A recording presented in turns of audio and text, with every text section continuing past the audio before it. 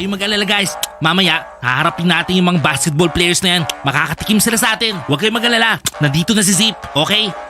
Hoy, anong ginagawa nyo? Nakikinig ba kayo sa akin, ha?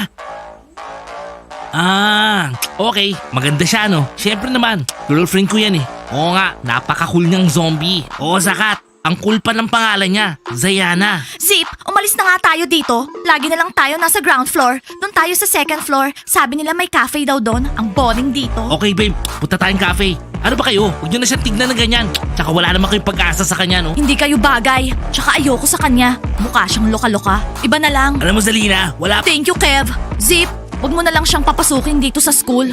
Parang hindi naman siya papasok. Ng mascot, tumahimik ka dyan. I mean, cheerleader, member. Oo, frogs. Pwede ba? Umalis kayo dito, kumakain kami. Huwag kayong istorbo. Well, magsisisi ka. Alam mo, Smiley, masaya ka. Para ka... Ayokong i-date ni Diana yung Zip na yan. Oo nga, ayoko sa kanya. Mukha siyang bad boy. Hinihintay ko yung girlfriend ko eh. Ang tagal na mag-makeup. Kanina pa siya dyan.